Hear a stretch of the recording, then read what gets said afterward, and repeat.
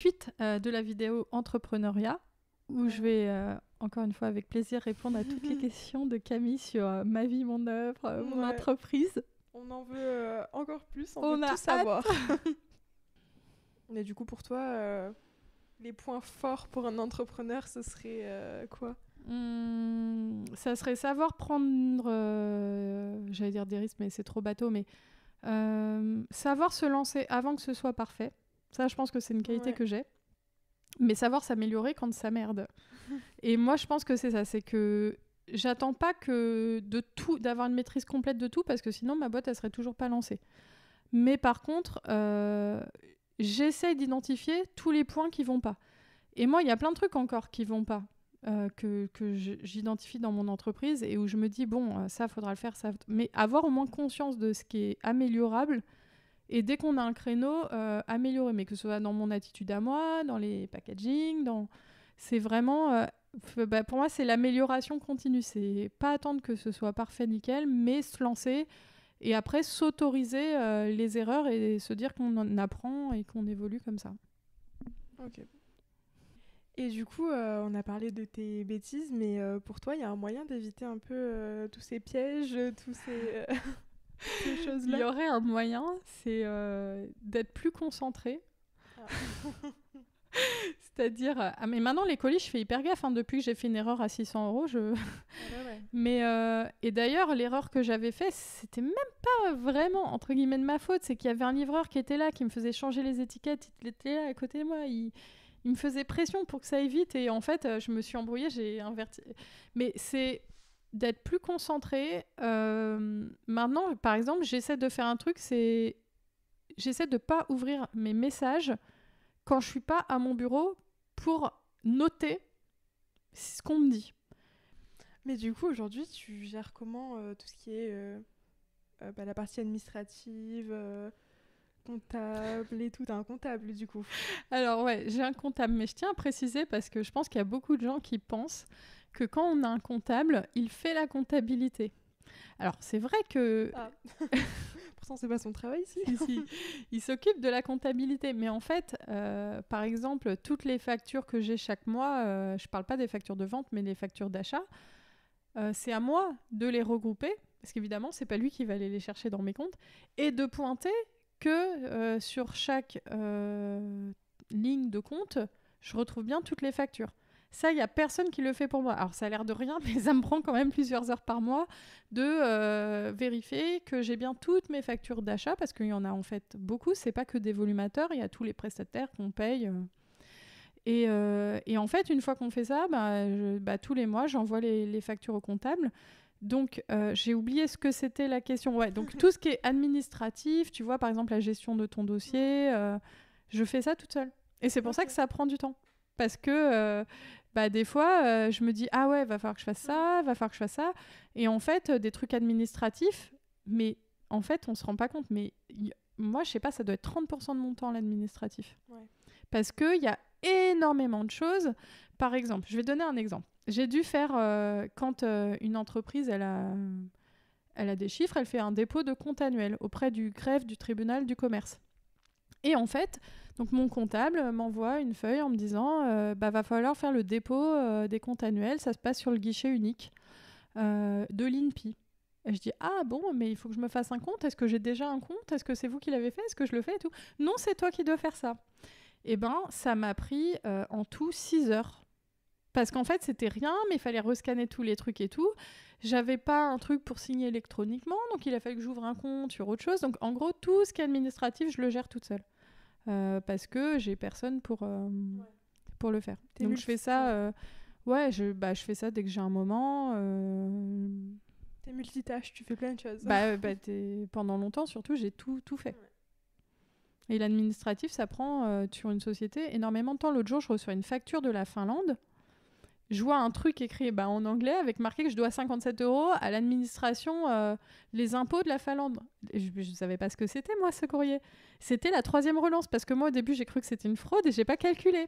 Je me suis dit, on me demande de l'argent, parce qu'en tant que société, on reçoit souvent des courriers qui nous disent qu'on doit de l'argent, mais en fait, c'est des fraudes. Et au bout de la 2e ou 3e relance, je me disais, c'est bizarre parce que ça fait quand même pas mal de fois qu'ils me relancent. Donc, il a fallu appeler, savoir ce que c'était, payer, tout ça. Donc, l'administratif, c'est un truc complètement invisible, mais qui prend énormément de mon temps. Et t'apprends toujours de nouvelles choses, du coup, comme là, par exemple. Oui, j'ai appris que je devais de l'argent à la Finlande. J'ai toujours pas compris pourquoi, mais j'ai payé mes dettes.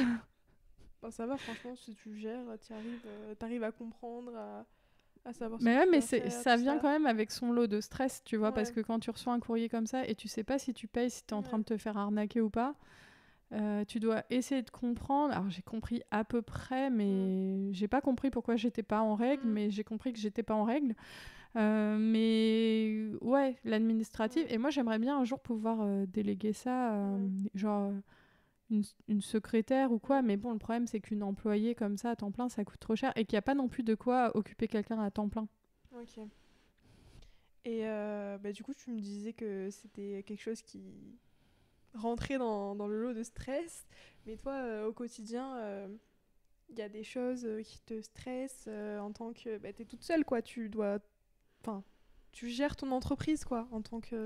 Alors, il y a 2 choses principalement qui me stressent. La première, c'est d'essayer d'envoyer les colis dans les temps aux clientes avant qu'elles me relancent. Parce que c'est vrai qu'on est dans une société maintenant où il y a tellement de services qui envoient les colis en 24, 48 heures, les Amazon Prime et tout, que beaucoup de clientes s'attendent à recevoir très très vite leurs colis. Et donc moi, généralement, je fais 2 envois par semaine, mais c'est vrai que des fois, pour X ou Y raison, ça va prendre un peu plus de temps et je suis très très souvent relancée.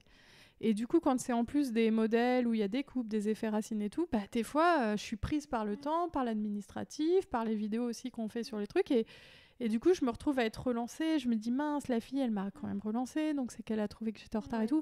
Et donc, dès que j'ai une commande qui commence à être en retard, c'est-à-dire, moi, ce que j'appelle en retard, c'est quand ça fait 7 jours que je ne l'ai pas envoyé, en fait, j'ai l'impression d'avoir un peu un stress en continu, de me dire, mince, il y a eu ces commandes-là, ça fait 3-4 jours, il faut vraiment que je les envoie parce que là tu vois, j'ai eu une commande aux États-Unis, j'ai mis 7 jours avant de l'envoyer parce que fallait que je fasse l'effet racine, j'avais prévu de le faire pendant le week-end de Pâques et au final, je ne l'ai pas fait. Et du coup, il s'est passé ce temps-là et là, je me dis, putain, la fille, elle va croire qu'elle va jamais recevoir sa commande. Donc ça, c'est ça qui me stresse un peu. Ouais, être à l'heure, le bon timing. Ouais, ne pas que les filles ne soient pas dans l'inquiétude de ne pas recevoir leur colis ou de ne pas recevoir leur remboursement. Alors les remboursements, je les fais toujours très rapidement. Mais c'est vrai que des fois, dès que je reçois le colis, moi j'ai déjà un mail de la cliente qui me dit « Oui, j'ai vu que vous aviez reçu mon colis, vous n'avez pas remboursé. » Et là, du coup, je me dis « Ouais, je lui dis je vais vous rembourser d'ici 2-3 jours. » Mais si j'oublie, enfin c'est pas que j'oublie, il est sur mon bureau, hein, mais en fait, moi, il y a le moment où je traite les remboursements, elle peut se dire pourquoi elle garde mon argent comme ça. Donc, c'est d'être toujours un peu dans un flux tendu. Et du coup, c'est valable pendant les vacances, c'est valable dès que les femmes, elles pensent pas qu'il y a des jours fériés pour moi aussi, en fait. Donc, ça, c'est un peu stressant. Et l'autre chose stressante, et c'est ce qui me stresse le plus, c'est de pas connaître l'avenir de l'entreprise. De voir les variations de commandes et de se dire, ça se trouve, là ça marche, mais il y a un mois qui fonctionne moins, ou dans 6 mois, est-ce que ça va continuer à fonctionner ? Ou est-ce que dans 6 mois, ma boîte, elle fonctionne plus ? D'être dans cette incertitude. Et pourtant, comme un diadème fonctionne très bien depuis 4 ans, mais j'ai toujours ce stress-là parce que j'ai l'impression que c'est un bateau et que je suis seule maître à bord et que s'il y a un problème, ça coule et là, il n'y a personne pour me... Ouais, tout repose sur tes épaules. Tout repose sur mes épaules. Et c'est ça aussi qui est un peu dur, c'est que quand il y a un problème... c'est toi, quoi. Absolument. Alors, des fois, mon comptable, il peut m'aider. Mais sinon, là, mon comptable, par exemple, pour la facture de Finlande, je dis, je sais pas ce que c'est. Il me dit, moi non plus, je sais pas ce que c'est. Super. Personne ne savait ce que c'est. Et dans ce cas-là, je vais pas lui dire, appelle la Finlande, parle-leur en anglais. Non, c'est moi qui dois prendre ça. Et donc, c'est un peu le stress de pas savoir l'avenir de l'entreprise.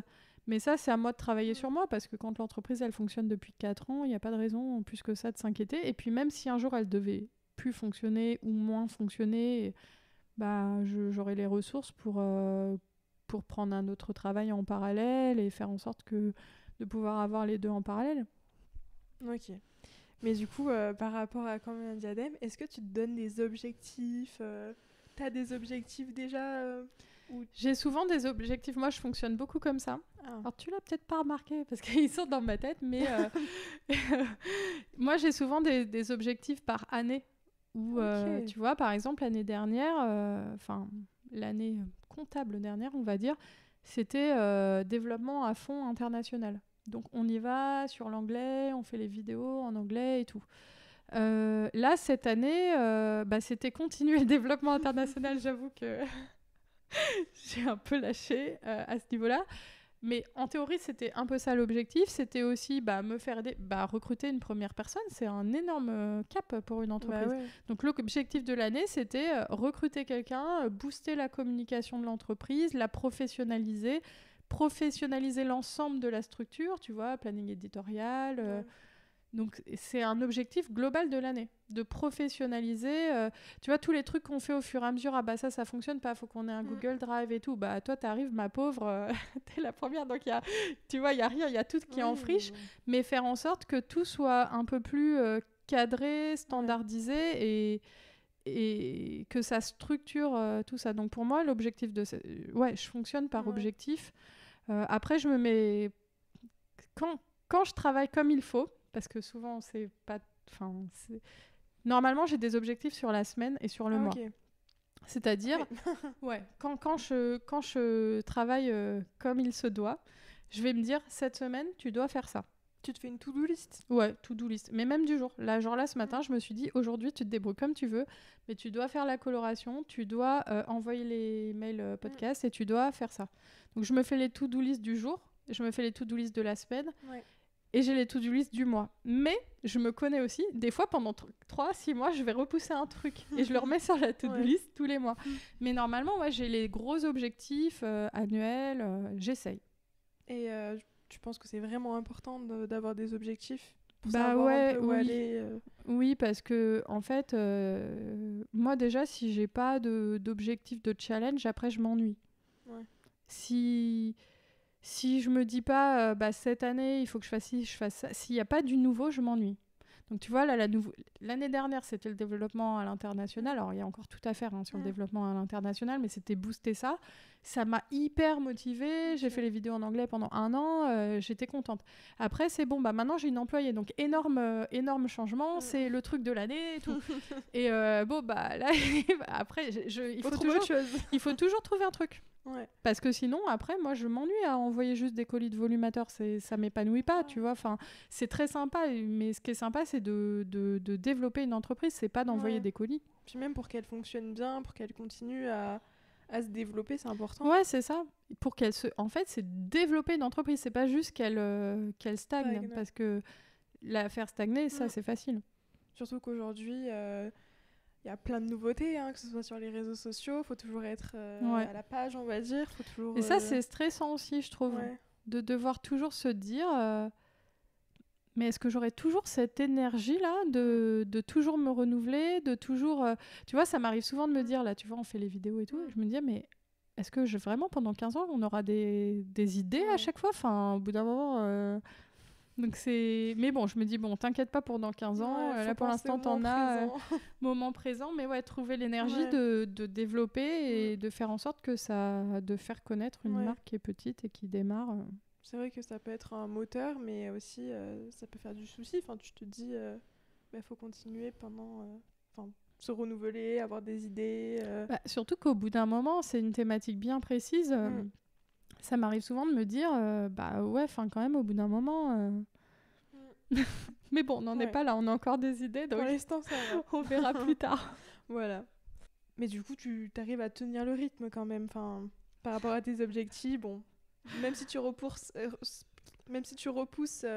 certaines choses, en général... Ça dépend des périodes. Il y a des périodes où je vais être très productive, très carrée, très comme il faut, ce que j'appelle chez moi le mode bulldozer, où c'est genre, il y a des trucs à faire, je le fais sur une période de 6-8 mois, je vais être à fond. Et puis, il y a des périodes où je vais être au contraire extrêmement fatiguée et où il va se passer, je ne sais pas si j'ai raison de le dire, mais des semaines entières où je vais juste maintenir l'entreprise à flot, c'est-à-dire envoyer les colis, répondre aux mails, répondre aux WhatsApp, et où je vais pas avoir l'énergie. Mais des fois, ça peut être même en mois. Parce que quand pendant 1 an, tu t'imposes 2 vidéos par semaine, ci, ça et tout, surtout que moi, à l'époque, j'étais complètement tout seul pour le faire, bah, y a des moments aussi où je suis fatiguée, surtout que j'ai fait longtemps ça avec mes 2 enfants à la maison, donc parfois le rythme m'a en réalité épuisée. Et du coup, il y a eu des périodes où bah, je faisais ce que j'appelle le minimum pour maintenir la structure à flot, donc juste T'avais des coups de mou, quoi. Ouais, des coups de mou, ou même juste des trucs, ben, c'est un site de e-commerce, il fonctionne aussi un peu tout seul, autorise-toi de te reposer. Et c'est aussi le point positif de ton travail. Ben ouais, parce que c'est vrai que souvent j'ai tendance à me dire oui, mais quand même, il faut faire ci, il faut faire ça, t'as rien publié et tout. Et après, j'oublie pas que si on me compare même aux marques à l'international, il n'y en a pas beaucoup des marques qui sont aussi productives sur YouTube notamment. Elles font des réels, elles font tout ça, mais et des fois je me dis bon bah même si pendant 2 mois tu produis rien, c'est pas grave, les vidéos elles sont là, elles existent, elles portent la marque, et parfois je me dis que si c'est pour se mettre plus de pression que dans mon travail salarié, ça vaut pas le coup. Donc si j'ai envie de me reposer et pendant quelques jours de lâcher prise, je m'autorise aussi à le faire. Même c'est important un peu aussi parce que toute l'année devoir gérer tout, avoir tout sur tes épaules, enfin ça doit être mais surtout que moi j'ai un truc où j'aime bien faire une vidéo YouTube quand j'ai envie de la faire. Parce qu'une vidéo, surtout celle que je fais seule, si j'ai pas envie de la tourner, ça va se voir en fait. Donc se forcer c'est bien, mais tu vois en ce moment là sur l'anglais j'ai un peu de mal, j'ai pas trop envie. Bah, je me dis à un moment je vais avoir une idée sur une vidéo qui va me faire envie et je vais la faire et elle va être dynamique, elle va être intéressante pour ceux qui ont envie de la regarder, et au moins cette vidéo là je sais que je l'aurais fait à un moment où j'ai envie de la faire. Ouais, faut pas se forcer pour que ça reste naturel. Ouais, voilà. Ok. Comme un écrivain, tu sais, qui... Non, mais c'est... Voilà, en tout cas, moi, je vois ça comme ça. Je préfère ne pas faire que faire si je sens que là... parce que ça m'est déjà arrivé de faire des vidéos en me disant « Ouais, il faut que je traite ce sujet et tout », et... moi, je me connais, je vois que la vidéo, voilà, c'est... Je vais pas faire les petites blagues et tout. Moi, quand je suis de bonne humeur en vidéo, je vais faire les petites blagues, je vais rigoler et tout. Et du coup, la vidéo, elle est plus sympa à regarder. Du coup, toi, quels seraient tes conseils pour les personnes qui veulent se lancer dans l'entrepreneuriat ? Je leur conseillerais d'y aller, en fait. Et de voir au fur et à mesure. C'est peut-être pas la première expérience qui fonctionnera. Souvent, il y a beaucoup d'entrepreneurs, ils lancent une chose, une deuxième chose, et c'est parfois la troisième entreprise qui fonctionne. Mais je pense que si on en a envie, faut prendre le risque, faut essayer. Il y a rien à perdre. Ça peut être fait au départ en complément d'une activité salariée. Moi, je conseillerais déjà... Enfin, moi, qui suis très prudente, je conseillerais de peut-être démarrer en complément, enfin, en parallèle. Ouais. Pour tester le projet, et après, si on voit qu'il y a quelque chose, d'y aller à fond, de tester. Pour moi, il ne faut pas rester avec une envie sans la tester. C'est clair. Il y a quelque chose dont on n'a pas parlé, mais il y a des points négatifs aussi à ce statut. Enfin, je sais pas... Ouais, il y a des points négatifs. Il y a les points négatifs, c'est que, comme je disais, mais bon, en salarié, on peut aussi avoir ce genre de stress, mais d'avoir tout sur les épaules et de ne pas savoir... Moi, j'ai aucune certitude que la société, dans 1 an et demi, elle existe encore. Ouais. Donc, sauf qu'en société, on n'a pas forcément de chômage, de choses comme ça. Donc, les points négatifs, c'est d'être tout seul à bord et de se dire qu'on est dans un bateau, on doit le faire avancer, mais si le bateau coule, il n'y a personne qui va nous sauver, en fait. L'autre point négatif, c'est de devoir tout gérer soi-même, ses cotisations sociales, enfin...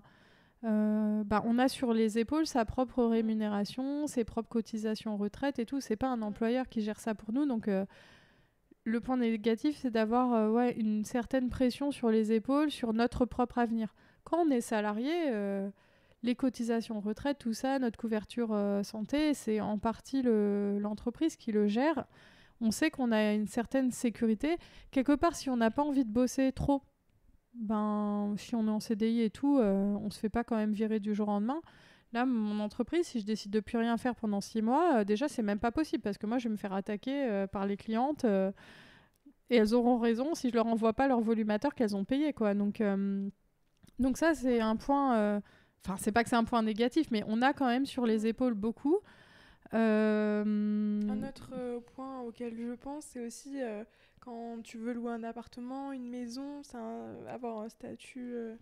Ouais, c'est vrai que c'est un statut qui fait peur pour acheter une maison, pour louer. Voilà, t'as pas la même sécurité et les gens qui sont prêts à nous payer un loyer le savent. Moi, j'ai eu du mal à me loger dans la région à cause de ça parce que même si j'avais une société qui fonctionnait, au moment où on a déménagé, elle avait 6 mois, 1 an de vie, ça suffisait pas. Il fallait 3 ans dans le même statut. En plus, moi, j'ai changé de statut en cours. L'entreprise avait 3 ans, mais 1 an sur un statut, 2 ans sur l'autre, ça allait pas encore, alors qu'elle avait fonctionné pendant 3 ans. Donc ça, pour moi, c'est un inconvénient. Un autre inconvénient, c'est que moi, j'ai un côté, mais j'étais comme ça comme salarié aussi, où je culpabilise dès que je fais pas quelque chose. Et ouais, l'inconvénient aussi, c'est le côté site de e-commerce qui tourne tout le temps. C'est-à-dire que même pendant les vacances, moi, je me vois pas ne pas répondre aux mails, ne pas répondre... tu vois, quand il y a des filles qui commandent et tout pendant les vacances, je peux pas leur envoyer pendant les vacances quand je suis pas là, mais je dois les prévenir. Il y a jamais d'arrêt, en fait. Moi, je me sens mal quand il y a une fille qui m'écrit sur Insta ou sur WhatsApp et qui voit que je lui ai pas répondu. C'est les vacances de Noël et elle voit que j'ai pas répondu pendant 3-4 jours. C'est compliqué. Ouais, je comprends, c'est stressant, mais faut arriver à faire... Et tu te dis aussi, je passe à côté de ventes, là. Et ça, c'est difficile aussi d'accepter, de se dire, voilà, je prends pas beaucoup de vraies vacances dans l'année. Peut-être que pendant une semaine, je vais répondre à personne et je vais passer à côté des ventes. Et tu vois, là, ça m'a fait ça sur le week-end de Pâques. J'avais vraiment envie de déconnecter complètement. Donc, j'ai fait mon week-end de danse. Lundi de Pâques, j'ai pas regardé les messages. Et quand je les ai regardés hier, il y en avait beaucoup. Et je me suis dit, oh là là, les filles, ça fait 4 jours que je leur réponds pas. Ça se trouve, elles sont allées vers une autre marque entre-temps, qui est plus réactive. Donc, il y a des fois ce truc aussi où il faut apprendre à se dire, pour mon propre bien-être psychologique, il faut accepter de passer à côté de ventes.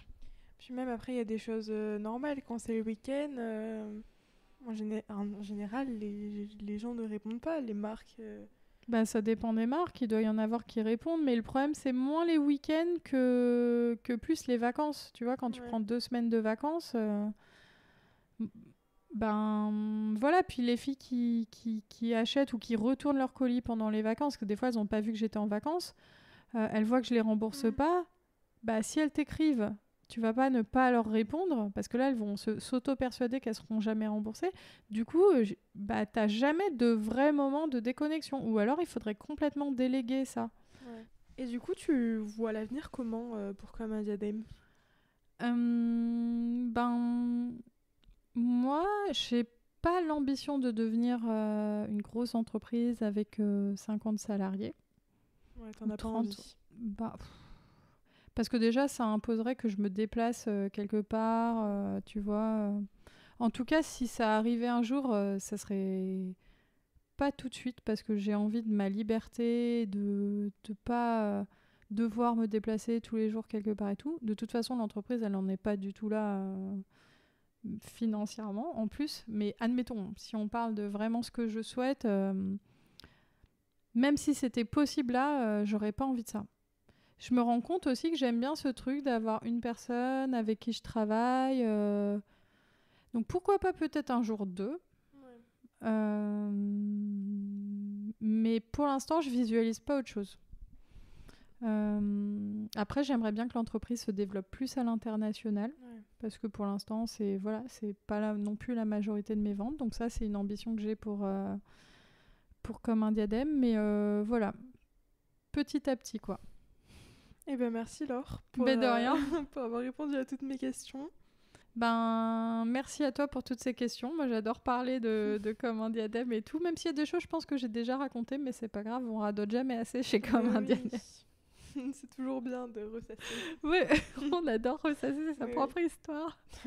Organiser des interviews pour toujours reparler de soi, voilà, c'est la base. Bah oui, il faut. Bon, bah merci et à bientôt pour une prochaine vidéo.